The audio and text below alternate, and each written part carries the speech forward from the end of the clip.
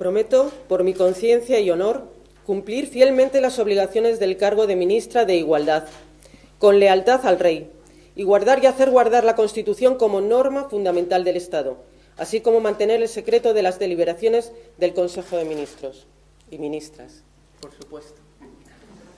Ha sido el primer guiño feminista de la recién nombrada ministra de Igualdad, Ana Redondo, pero lo que ha sido una anécdota en la toma de posesión del nuevo gobierno muestra una realidad. En un congreso donde ya se puede hablar las diferentes lenguas cooficiales, el lenguaje inclusivo sigue siendo una asignatura pendiente, también en muchos parlamentos autonómicos. Señora ministro. Señora Presidente. Existim moltes vegades que vostè s'adreça a mi com, en este cas, senyora presidenta, no senyora presidenta. Gracias, señora Presidente. Gracias, señora senadora. La palabra presidenta, señora Abascal, está registrada en nuestro diccionario desde el año 1803.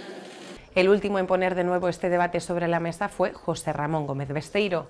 La adaptación, del reglamento al lenguaje inclusivo de género. Este Congreso no puede demorarlo por más tiempo. Y la novedad en materia llegó en septiembre con una propuesta: revisar el reglamento del Congreso de los Diputados para adaptarlo al lenguaje inclusivo. Una idea que ya había sonado antes. En 2004 CiU propuso cambiar el nombre al Congreso de los Diputados y en 2016 también lo hicieron Compromís y Podemos. Proponemos desde aquí que ese lenguaje que construye realidades se incluyan en todos los trabajos del Congreso, así como en el nombre también del Congreso, eliminando de los diputados.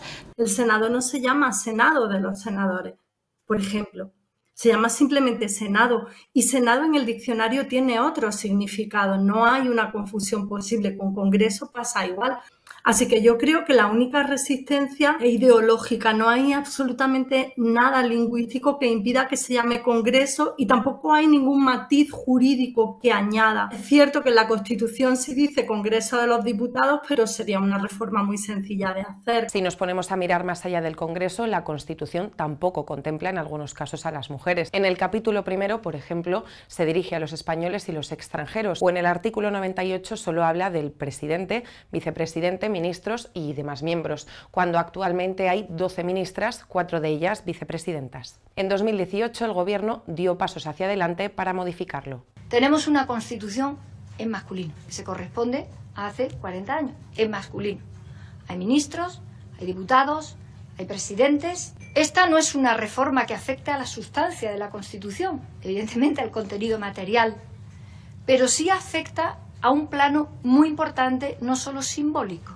Las mujeres representamos casi la mitad de la población mundial, pero entre los grupos políticos hay quien lo entiende como una pérdida de tiempo. El problema está en que hay quienes identifican las medidas de inclusión, cualquier medida de inclusión, y si son lingüísticas más, con determinado espectro político. Si yo utilizo un lenguaje no sexista, soy de izquierda, como si las dos cosas fuesen completamente automáticas. Así que hay partidos de derecha y de ultraderecha en España que se niegan en redondo a la utilización del lenguaje no sexista y del lenguaje inclusivo por motivos puramente ideológicos. Entonces, ¿por qué es tan importante como nombrarnos? Nombrar es importante porque a través de las palabras configuramos el marco de la realidad. En vez de decir minusválida, dices persona con discapacidad, ¿está por encima la economía del lenguaje a los derechos de esas personas? No.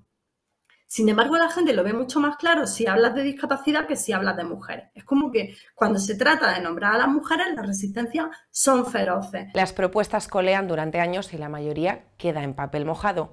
En un Congreso que ya habla 4 lenguas, aún no hay espacio para que las diputadas se vean representadas también en el lenguaje.